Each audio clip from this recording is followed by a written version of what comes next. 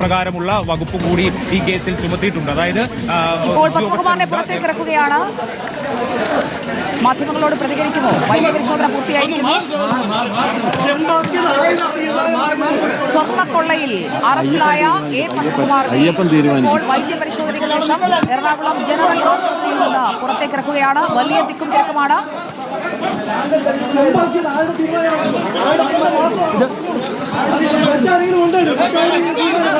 A Padmakumar എല്ലാം അയ്യപ്പൻ തീരുമാനിക്കും എന്നാണ് പറഞ്ഞത്. അങ്ങനെയാണെങ്കിൽ ഈ അറസ്റ്റ് അയ്യപ്പൻ തീരുമാനിച്ചതാണോ എന്ന ചോദ്യത്തിന് മറുപടി ഉണ്ടോ എന്നോ?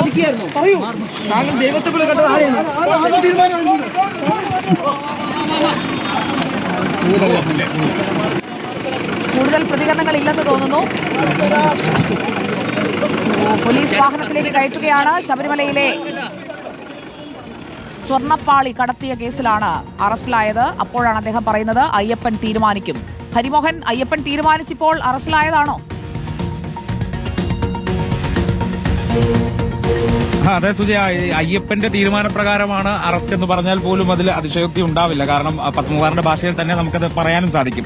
കാരണം ഈ തുടക്കം മുതൽക്ക് തന്നെ പത്മകുമാർ പറഞ്ഞിട്ടുള്ള കാര്യങ്ങളൊക്കെ തന്നെ പൊള്ളയായിരുന്നുവെന്നും പത്മകുമാർ പറഞ്ഞിട്ടുള്ള ന്യായീകരണങ്ങളൊക്കെ തന്നെ വൈദ്യപരിശോധന പൂർത്തിയായിരിക്കുന്നു. ഇനി നേരെ കൊല്ലത്തേക്കാണോ ഹരി?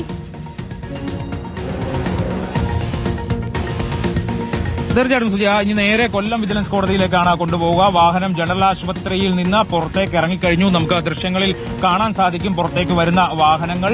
ഈ വാഹനത്തോടൊപ്പം തന്നെ SP S ശശിധരൻ, അതായത് അന്വേഷണ ഉദ്യോഗസ്ഥനായിട്ടുള്ള SP S ശശിധരൻ കൂടി ഈ വാഹന വ്യൂഹത്തിനൊപ്പം ഉണ്ടാകും എന്നുള്ളതാണ് ഏറ്റവും പ്രധാനപ്പെട്ട ഒരു കാര്യം. അതായത് ഈ അറസ്റ്റ് എന്ന് പറയുന്നത് വളരെ നിർണായകമാണ് എന്നുള്ളത് കൊണ്ട് തന്നെയാണ് SP S ശശിധരൻ അന്വേഷണ ഉദ്യോഗസ്ഥൻ നേരിട്ട് തന്നെ കോടതിയിലേക്ക് പോകുന്നത്. ഇനിയിപ്പോൾ ഈ സമയമായതുകൊണ്ട്, അതായത് സമയം 6:30 ആയതുകൊണ്ട് തന്നെ ഇനിയിപ്പോൾ കൊല്ലത്തെത്തി നേരെ മജിസ്ട്രേറ്റിന്റെ വീട്ടിലായിരിക്കും അല്ലെങ്കിൽ മജിസ്ട്രേറ്റിന്റെ വസതിയിലായിരിക്കും ഹാജരാക്കുക എന്നുള്ളതാണ് നമുക്ക് മനസ്സിലാകുന്നത്. നമുക്ക് ദൃശ്യങ്ങളിൽ കാണാൻ കഴിയും. ആ വാഹന വ്യൂഹം ഇപ്പോൾ കൊല്ലത്തേക്ക് പുറപ്പെട്ടിരിക്കുകയാണ്. അത് പോലീസ് വാഹനങ്ങളായതുകൊണ്ട് തന്നെ വലിയധികം സമയം എടുക്കില്ല. 8 മണിക്ക് മുമ്പ് തന്നെ കോടതിയിൽ ഹാജരാക്കും അല്ലെങ്കിൽ മജിസ്ട്രേറ്റിന് മുമ്പിൽ ഹാജരാക്കും എന്നുള്ളത് തന്നെയാണ്. കേസിലെ പ്രധാനപ്പെട്ട വിവരങ്ങളെല്ലാം ശേഖരിച്ചുകൊണ്ടാണ് അന്വേഷണ സംഘത്തിന്റെ ഈ പോക്ക്. പത്മകുമാറിന് പക്ഷേ നല്ല ചിരിയുണ്ട്, നല്ല കോൺഫിഡന്റ് ആണ്. ഒറ്റയ്ക്കല്ല, കൂട്ടുകാരൊക്കെ കുറേയുണ്ട്, അതിൽ ഉന്നതരുമുണ്ട്, വൻ സ്രാവുകൾ വേറെയാണ് എന്നുള്ള ഒരു കോൺഫിഡൻസ് ആണോ നമ്മൾ കാണുന്നത് ശരീരഭാഷയിൽ?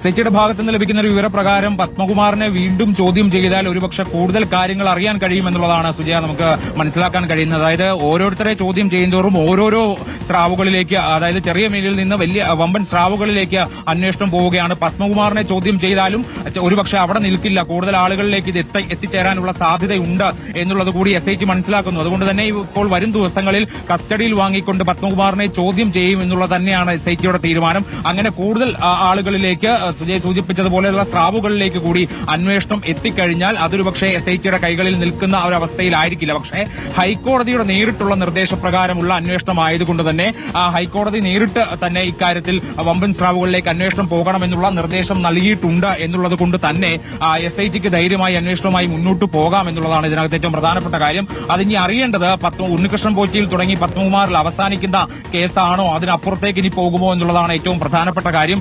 ഇതിൽ മുൻപ് നടത്തിയിട്ടുള്ള ചോദ്യം ചെയ്യലുകളിലൊക്കെ തന്നെ ഉണ്ണികൃഷ്ണൻ പോറ്റി പറഞ്ഞ പേരുകളിൽ ഇപ്പോഴും പലതും പുറത്തേക്ക് വരാതെയുണ്ട് എന്നുള്ളതാണ് SIT വൃത്തങ്ങളിൽ നിന്ന് നമുക്ക് മനസ്സിലാക്കാൻ സാധിക്കുന്നത്. അതൊരു പക്ഷേ ഈ അന്വേഷണത്തിന്റെ അടുത്ത ഘട്ടത്തിൽ, അതായത് ഈ സ്വർണ്ണക്കൊള്ളയുമായി ബന്ധപ്പെട്ട കാര്യത്തിനപ്പുറത്തേക്ക് മറ്റു പല കാര്യങ്ങളിലും, അതായത് സന്നിധാനത്തെയും ദേവസ്വം ബോർഡിലെയും ഒക്കെ തന്നെ ചില നിർണായക ഇടപെടലുകളിൽ ഉണ്ണികൃഷ്ണൻ പോറ്റിയും ഈ വാസുവും ഒക്കെ തന്നെ ഉണ്ടായിരുന്നു എന്നുള്ളത് തന്നെയാണ് ഏറ്റവും പ്രധാനപ്പെട്ട കാര്യം. അപ്പോൾ സ്വർണ്ണക്കൊള്ളയ്ക്ക് അപ്പുറത്തേക്ക് വിശാലമായി തന്നെ ഈ അന്വേഷണം പോകാനുള്ള ഒരു സാധ്യത തള്ളിക്കളയാൻ കഴിയില്ല. കാരണം കഴിഞ്ഞ തവണ കോടതി പരിഗണിച്ച സമയത്താണ് ദ്വാരപാലകപാളിക്കും കട്ടിളപ്പാളിക്കും അപ്പുറത്തേക്ക് ശ്രീകോവിലിന്റെ വാതിൽ അടക്കമുള്ള കാര്യങ്ങളിലും അന്വേഷണം പോകണമെന്നുള്ളത് ഹൈക്കോടതി നിർദ്ദേശിച്ചത്.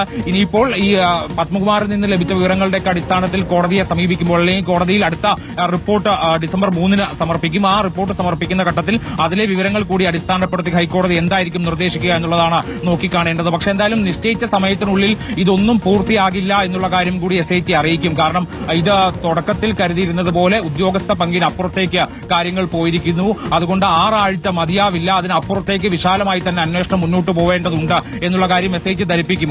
ഒരു മാസം കൂടി അധിക സമയം ലഭിച്ചാലേ ഈ അന്വേഷണം തങ്ങൾ വിചാരിച്ച സ്ഥിതിയിൽ കൊണ്ടു നിർത്താൻ കഴിയുകയുള്ളൂ എന്നുള്ളതാണ് SIT ഇനിയിപ്പോൾ ഹൈക്കോടതിയെ ധരിപ്പിക്കുക. അത് 3-ാം തീയതി വരെ അക്കാര്യത്തിൽ നമുക്ക് കാത്തിരിക്കേണ്ടി വരും. ഇന്നിപ്പോൾ ഏറ്റവും പ്രധാനപ്പെട്ട കാര്യം പത്മകുമാർ തന്നെയാണ്. വരും ദിവസങ്ങളിലും പത്മകുമാർ തന്നെയായിരിക്കും. കാരണം പത്മകുമാറിൽ നിന്ന് ഇനി വരും ദിവസങ്ങളിൽ ലഭിക്കുന്ന വിവരങ്ങൾ അതിപ്രധാനമാണ്. കാരണം ഇപ്പോൾ തെളിവുകൾ വെച്ച് പത്മകുമാറിനെ ചോദ്യം ചെയ്യുമ്പോൾ പോലും പത്മകുമാർ അതൊന്നും അംഗീകരിക്കുകയോ കുറ്റസമ്മതം നടത്തുകയോ ചെയ്തിട്ടില്ല എന്നുള്ളതാണ് നമുക്ക് ലഭിക്കുന്ന ഒരു വിവരം. ആ കുറ്റസമ്മതം എന്ന് പറയുമ്പോൾ നേരത്തെ വാസുവും സമാനമായിട്ട് കുറ്റസമ്മതം നടത്താതെ തന്നോട് ചോദിക്കുന്ന കാര്യങ്ങളിലൊക്കെ തന്നെ ദേവസ്വം ബോർഡിന്റെ അറിവോടുകൂടി ആണ് താൻ എഴുതിയത്. സ്വർണ്ണക്കൊള്ളയിൽ തനിക്ക് പങ്കില്ല എന്നുള്ളതൊക്കെ വാസു പറഞ്ഞെങ്കിൽ പോലും ഈ തെളിവുകൾ മുന്നിൽ നിർത്തിക്കൊണ്ട് ചോദ്യം ചെയ്യൽ നടത്തിയപ്പോൾ സ്വാഭാവികമായിട്ടും അതിനു മുന്നിൽ പിടിച്ചു നിൽക്കാൻ വാസുവിന് കഴിയാതെ വരികയായിരുന്നു.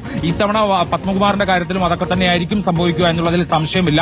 ഇന്നിപ്പോൾ 4 മണിക്കൂർ മാത്രം ചോദ്യം ചെയ്യൽ നീണ്ടതിന്റെ പ്രധാന കാരണം എന്ന് പറയുന്നത് പത്മകുമാറിന്റെ മുമ്പിൽ തെളിവുകൾ ഉണ്ടെങ്കിൽ പോലും SIT തെളിവുകൾ ഹാജരാക്കിയെങ്കിൽ അല്ലെങ്കിൽ തെളിവുകൾ മുന്നോട്ട് വെച്ചെങ്കിൽ പോലും പത്മകുമാർ ഇതൊന്നും അംഗീകരിക്കാതെ വരികയും ഈ തെളിവുകൾ അറസ്റ്റ് ചെയ്യാൻ പര്യാപ്തമാണ് എന്ന് SITക്ക് തോന്നിയത് കൊണ്ടും കൂടിയാണ് ഇന്നിപ്പോൾ